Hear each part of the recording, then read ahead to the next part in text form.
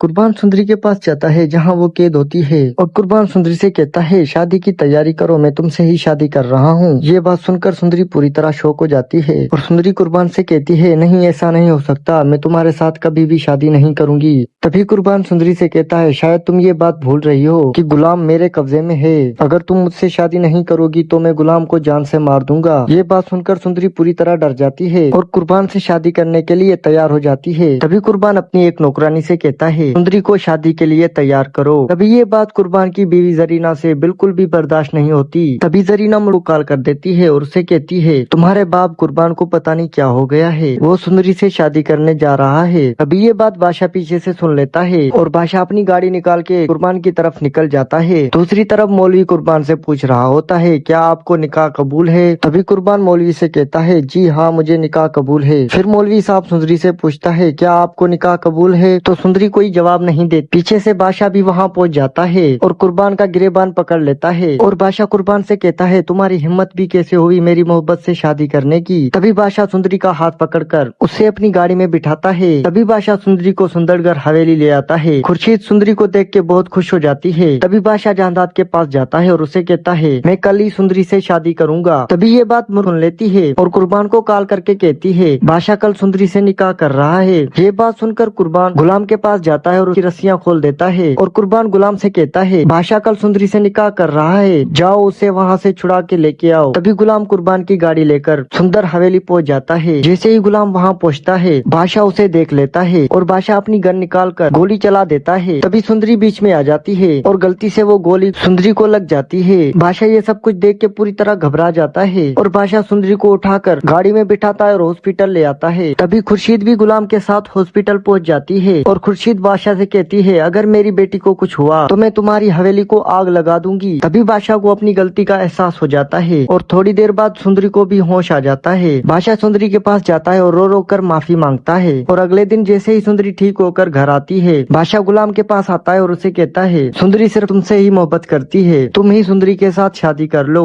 तभी बादशाह खुद जाता है और मौलवी साहब को लेकर आता है। दूसरी तरफ खुर्शीद भी सुंदरी को तैयार करके ले आती है और मौलवी साहब खुशी खुशी दोनों का निकाह पढ़वाता है। यहाँ बादशाह ने गुलाम और सुंदरी की शादी करवा कर ठीक किया। अपनी राय कमेंट में दें और हमारे चैनल को लाइक शेयर और सब्सक्राइब करें।